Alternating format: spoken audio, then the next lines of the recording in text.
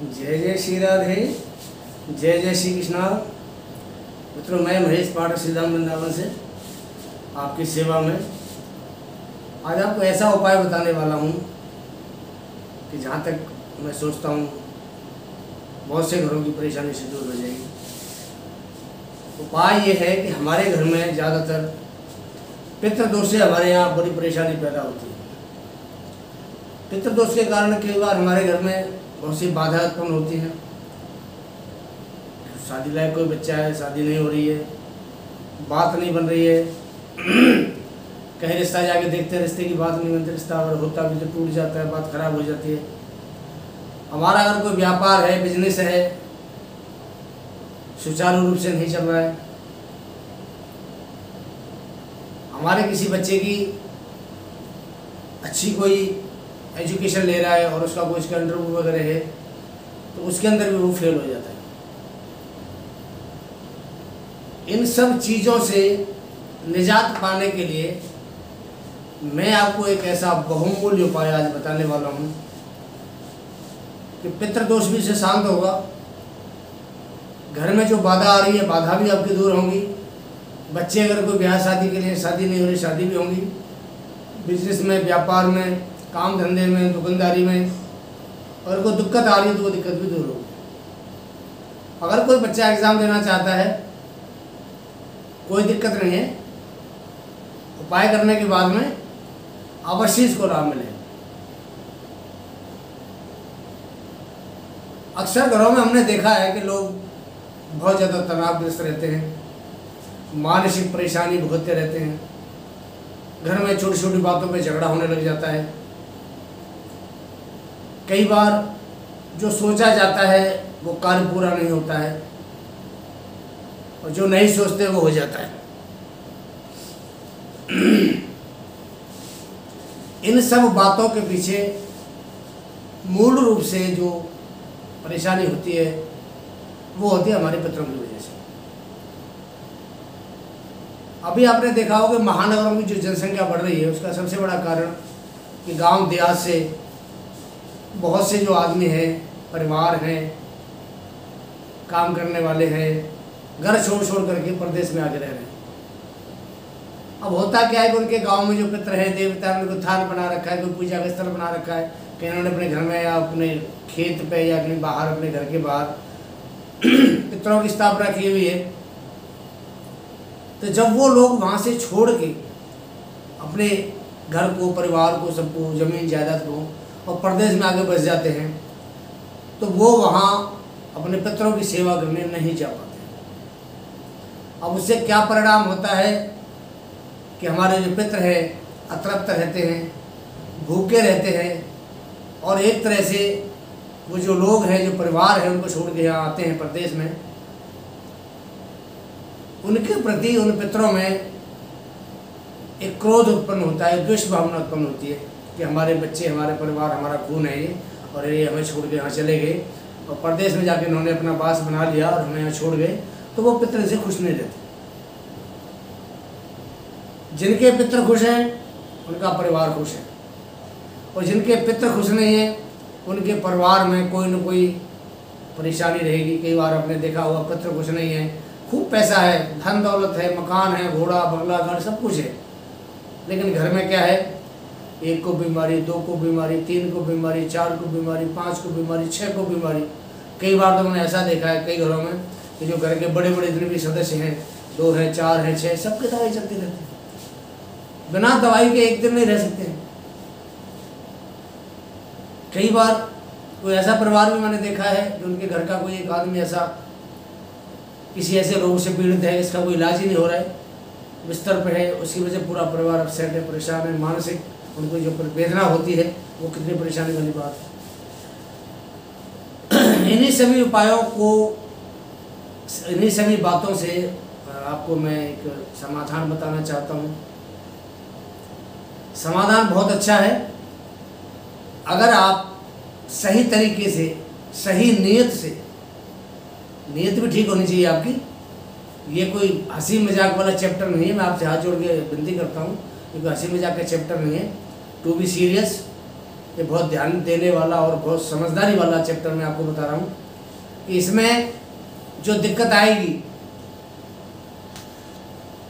वो दिक्कत सिर्फ आपकी वजह से आ सकती है। अब आपको करना क्या है, ध्यान दे करके मेरी एक एक बात को पॉइंट टू पॉइंट आप नोट करें। लिखना चाहें तो कागज़ पर लिख लें, नहीं तो मेरे वीडियो को आप सेव कर लें। आप जब चाहे वीडियो सुन के आप उसके अकॉर्डिंग आप काम कर सकते हैं और उसके अनुसार आप उपाय कर सकते हैं। बृहस्पतिवार का दिन होना चाहिए, शुक्ल पक्ष होना चाहिए, तिथि कोई सी भी हो, शुक्ल पक्ष किसी भी महीने का बृहस्पतिवार का दिन। आपने पहला काम करना है, 70 सेंटीमीटर आपने कपड़ा लेना है, पीला कपड़ा चाहिए 70 सेंटीमीटर आपको। दूसरा, 7 आपने पीले फूल लेने हैं। तीसरा, 7 पीले सिक्के लेने हैं आपने पीतल के। पहले जो सिक्के चलते थे गोल सिक्के, 20 पैसे का सिक्का गोल आता था पहले, आपने देखा होगा, वो सिक्के आपने लेने। अगर गोल ना मिले तो 10 पैसे का सिक्का भी पहले आता था, 5 पैसे के सिक्के पीतल के पहले आते थे। अगर 10 पैसे का, 5 पैसे का, 20 पैसे का अगर कोई आपको सिक्का मिलता है तो 7 सिक्के आपको पीतल के चाहिए। 7 हल्दी की आपको साबुत गांठ चाहिए, साबुत हल्दी की 7 गांठ चाहिए।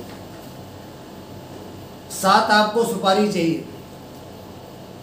एक सूर्य यंत्र आते हैं, तांबे के शीट के ऊपर बने हुए आते हैं सूर्य यंत्र, जिसको हम 15 यंत्र कहते हैं, पनहरिया यंत्र कहते हैं, कई सारे नाम है उसके। तो टोटल उसका 15 होता है। यहाँ से ऐसे जोड़ो, चाहे ऐसे जोड़ो, चाहे ऐसे जोड़ो, कहीं से भी जोड़ो, 15 आता है। तो उसको पनहरिया यंत्र कहते हैं, वो सूर्य यंत्र होता है। तो आपने 7 वो सूर्य यंत्र तांबे के लेने हैं। छोटे छोटे साइज़ के मिल जाते हैं बाजार में, 7-8 रुपये का एक पीस आता है। 7 आपने गुड़ की डली लेनी है और 7 जोड़े आपने पीले जनेऊ के लेने हैं। लेना सब सामान पीला है। दोबारा बता रहा हूँ, 7 हल्दी की साबुत गांठ, 7 सुपारी, 7 पीले फूल लेने। पीले फूल में आप कनेर का ले सकते हैं, गेंदे का ले सकते हैं। 7 सूर्य यंत्र लेने हैं। 7 छोटी छोटी गुड़ की डली लेनी है। 7 पीतल के गोल सिक्के लेने। गोल ना मिले 10 पैसे का मिल जाए, 5 पैसे का मिल जाए, ये चाहिए पीतल का सिक्का। और सिक्का भी ना मिले तो आप 7 पीस गोल पीतल के शीट के बना के डाल सकते हैं। 70 सेंटीमीटर आपने पीला कपड़ा लेना है और 7 जनेऊ आपने पीले लेने हैं, 7 जोड़े जनेऊ। अब क्या करना है आपको बताता हूँ। इस सारे सामान की आपने बांध के एक पोटली बना लीजिए और इस पोटली को अच्छी तरह कलावे से लपेट दें। पोटली इस टाइप से बना कर उसको कहीं रखना हो तो इस तरीके से रख जाए, लोड़क पोड़क ना हो, जैसे गोल गोल ना हो। इस तरह इसकी पोटली बना लें सामान की। और पोटली बनाने के बाद उसको कलावे से बांधें। और बृहस्पतिवार के दिन आप अपने गुरु का, विष्णु भगवान का और अपने पितरों का सबका ध्यान करें। मन में भाव यही होना चाहिए कि हे पितृ देवता, इस परिवार पर कल्याण करो। हे विष्णु भगवान, इस परिवार पर कल्याण करो। और हे गुरु महाराज, तो बृहस्पतिवार का दिन है, गुरु बृहस्पति का दिन होता है और सारा सामान वो पीला है तो वो बृहस्पति का ही सब सामान है। हे गुरु बृहस्पति देवता, इस परिवार के ऊपर आप अपनी कृपा दृष्टि बनाए रखें। परिवार में जो व्याधि है, जो परेशानी है, आप उसका उपाय करें। आपने सारा सामान जहाँ पूजा करते हैं, जो आपका मंदिर है, उसमें कहीं साइड में आप रख सकते हैं। उस सामान आप रखने के बाद में आपने कुछ नहीं करना है। आप जो जोत बत्ती करते हैं, धूप बत्ती करते हैं, आप अपने घर के अंदर जो आपने पूजा पाठ करना है, वो जैसे आपका नियम है, नियमित आप उसे करते थे। और जब आपकी जो मनोकामना है वो पूरी हो जाती है, मानो आपने कोई मन में भाव बनाया कि मेरे बच्चे की शादी नहीं हो रही है, शादी होनी चाहिए, बच्चे की शादी हो गई, आपने उसको जो बनाया है उसको उठा करके बृहस्पतिवार के दिन ही इसको आपने जल प्रवाह कर देना। जल कौन सा होना चाहिए? शुद्ध जल, साफ जल, बहता हुआ जल। गंगा जी है, जमुना जी है, और भी कोई नदी है या कोई नहर है, किसी गंदे नाले में या गंदे पोखर में, तालाब में नहीं डालना उसको। स्वच्छ बहते हुए जल के अंदर आपने उसको प्रवाहित करना है। और परमात्मा का, गुरु महाराज का बड़ा शुक्र मनाना पितरों का अपने का कि आपने हमारे परिवार पर मेहर करी, हमारे ये काम पूर्ण हुआ। ये उपाय आपको आपके घर के लिए, आपके परिवार के लिए, आपके घर के हर सदस्य के लिए बहुत लाभदायक है। पितृदोष से शांत होता है, कारोबार, काम धंधा, बरकत आती है।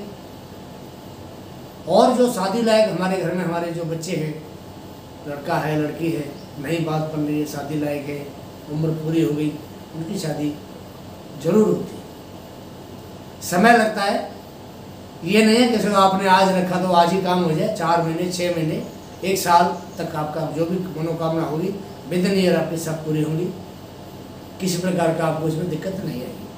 मनोकामना पूरी होने के बाद शुद्ध जल में प्रवाह करें वीरवार के दिन। मैंने ये वीडियो आपको आपके परिवार में सुख शांति के लिए बनाया है। उपाय आपको जितनी आपकी मनोकामना आपको उतने बार करना पड़ेगा। बच्चे की शादी के नाम से रख रहे, शादी हो जाए उसको बहा दो। व्यापार नहीं चल रहा है, व्यापार के नाम से रख उसको बहा दो। घर में पितृ दोष है, पितरों के नाम से रख रहे, आपके घर में शांति हो जाए पितरों की, तो आप उसे बहा दें। दोबारा अगर कोई मनोकामना है तो दोबारा आप इसे रख सकते हैं।